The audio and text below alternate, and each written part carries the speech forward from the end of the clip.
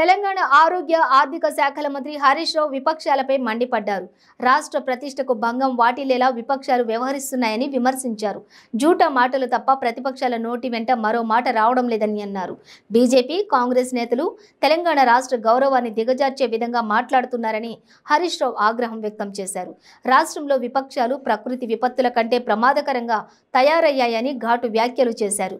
విపక్షాల విమర్శలను ప్రజలే తిప్పికొట్టాలని పిలుపునిచ్చారు. కామారెడ్డి జిల్లా ఎల్లారెడ్డిలో 100 బెడ్ల ప్రభుత్వ ఆసుపత్రి భవనానికి హరీష్ రావు శంకుస్థాపన చేశారు.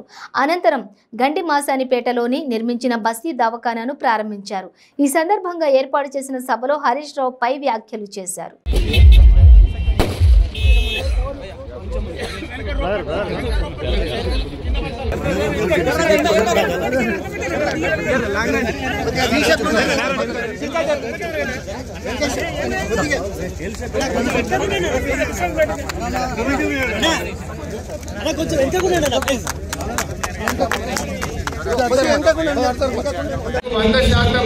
ఇన్స్టిట్యూషనల్ డెలివరీ జరుగుతున్న ఒకే ఒక్క రాష్ట్రం తెలంగాణ రాష్ట్రం మనం చేస్తాం. అంతేకాకుండా కాంగ్రెస్ హయాంలో ఆనాడు సర్కార్ దవాఖానాల్లో డాక్టర్లు లేక, మందులు లేక ఎవ్వరు కూడా రానటువంటి పరిస్థితి ఉంది. కానీ ఈరోజు 100లో 63% డెలివరీలు ప్రభుత్వ ఆసుపత్రిలోనే జరుగుతూ ఉన్నాయి. అంటే ఇది ప్రభుత్వ పనితీరుకు, మా వైద్య ఆరోగ్య శాఖ పనితీరుకు నిదర్శనం అని చెప్పి నేను మనం చేస్తా ఉన్నాను. అదేవిధంగా ఈరోజు మన గౌరవ ముఖ్యమంత్రి గారు మెడికల్ కాలేజీని పెట్టారు. అసలు మన కామారెడ్డికి మెడికల్ కాలేజ్ వస్తే కొంత కలగన్నమా? ఇలా కామారెడ్డిలో ఈ విద్యా సంవత్సరం నుంచే మెడికల్ కాలేజీ ప్రారంభం కాబోతా ఉందని చెప్పి నేను మీ అందరికీ తెలియజేస్తా ఉన్నాను. మొన్ననే దానికి నేషనల్ మెడికల్ కౌన్సిల్ నుంచి కూడా అనుమతులు వచ్చాయి. ఈ జూలైలో పిల్లలకు అడ్మిషన్ చేసి ఆసుపత్రిని, మెడికల్ కాలేజీని కామారెడ్డిలో ప్రారంభించబోతా ఉన్నాం. అంటే రాబోయే రోజుల్లో ఎవరికన్నా మన వాళ్ళకు పెద్ద ఆపరేషన్ కావాలన్నా, ఏదైనా సీరియస్ ఉంటే హైదరాబాద్ పోవాల్సిన అవసరం లేదు. కామారెడ్డిలోనే మనకు మెడికల్ కాలేజీలో మంచి నాణ్యమైన వైద్యం అందుబాటులోకి రాబోతా ఉంది. మన పిల్లలు చదువుకోవాలి, డాక్టర్ చదవాలంటే ఒకనాడు అవకాశం ఉండేది కాదు. చైనాకో, ఫిలిప్పీన్కో, ఉక్రెయిన్కో, రష్యాకు పోయి చదువుకునే వాళ్ళు. కానీ ఈరోజు ప్రతి జిల్లాకు ఒక ప్రభుత్వ మెడికల్ కాలేజీ పెట్టి 33 జిల్లాల్లో 33 మెడికల్ కాలేజీలు పెట్టి మన పిల్లలు చదువుకోవడానికి కూడా ఇలా అవకాశం వచ్చింది. ఇలా ఎస్టీలకు 10% రిజర్వేషన్ ఇచ్చిన తర్వాత నీట్ లో 8 లక్షల ర్యాంక్ వచ్చిన ఎస్టీ పిల్లలకు ఇలా ఎంబీబీఎస్ లో అడ్మిషన్ దొరుకుతా ఉంది.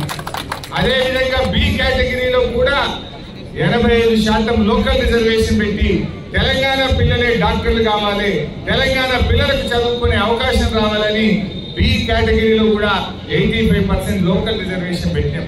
అందువల్ల ఇవాళ మన పిల్లలు చాలా బాగా చదువుకోవడానికి, డాక్టర్కో పోయి చదవాల్సిన అవసరం లేకుండా మన నిజామాబాద్ లో చదువుకోవచ్చు, మన కామారెడ్డిలో చదువుకునే విధంగా ఈరోజు మెడికల్ కాలేజీలు కూడా తెచ్చుకున్నాం.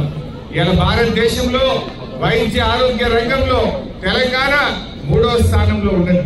రాబోయే రోజుల్లో ఇంకా కష్టపడతాం, ఇంకా కూడా మెరుగైన సేవలు అందించి ఈ తెలంగాణను దేశంలో నంబర్ 1 స్థానంలో వైద్య ఆరోగ్య రంగంలో నిలబెట్టాలని మనం చేస్తా ఉన్నాం.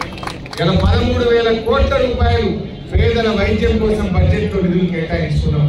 ఇంత పెద్ద ఎత్తున ఏ రాష్ట్రం కూడా వైద్యం మీద ఇంత ఖర్చు పెట్టలేదు. పేదల వైద్యం ఉండాలి, పేదలు ప్రైవేట్ ఆసుపత్రులకు పోవద్దు, పేదలకు అన్ని రకాల వైద్యం ప్రభుత్వ ఆసుపత్రుల్లో దొరకాలన్నదే మన ముఖ్యమంత్రి గారి సంకల్పం. కరోనా వచ్చినాక ముఖ్యమంత్రి గారు భవిష్యత్తులో కరోనా లాంటి ఇంకా ఎలాంటి విపత్తులు వచ్చినా ఈ తెలంగాణ ఎదుర్కొని నిలబడాలి, మనం వైద్యం అందించే పరిస్థితుల్లో ఉండాలని ఇలా 10,000 పడకల సూపర్ స్పెషాలిటీ ఆసుపత్రులు తెలంగాణలో కడతా ఉన్నాం. మన వరంగల్ హెల్త్ సిటీ కానీ, హైదరాబాద్ లో సూపర్ స్పెషాలిటీ ఆసుపత్రులు కానీ, నిమ్స్ లో 2,000 పడకల విస్తరణతో 10,000 పడకల కొత్త ఆసుపత్రులు కడతా ఉన్నాం. తెలంగాణ వచ్చినాడు 17,000 పడకలు సర్కార్ దవాఖానాలు ఉంటే ఇవాళ ఆ సంఖ్యను 50,000 పడకలకు పెంచుకోవడం జరుగుతూ ఉంది. ఎక్కడ 17,000, ఎక్కడ 50,000. ఆనాడు ఉన్న 17,000 కూడా ఖాళీగా ఉండు, డాక్టర్లు లేక, సిబ్బంది లేక, మందులు లేక పట్టించుకునే పరిస్థితి లేదు. కానీ ఇలా ప్రతి నియోజకవర్గంలో కూడా 100 పడకల ఆసుపత్రి తెస్తా ఉన్నాం. ఇలా ఆరుమూరులో 100 పడకలు వచ్చింది, పాల్గొండలో 100 పడకలు వచ్చింది, కామారెడ్డిలో 500 పడకలు వచ్చింది, బాన్స్వాడలో 250 పడకలు వచ్చింది, ఎల్లారెడ్డిలో 100 పడకలు వచ్చింది.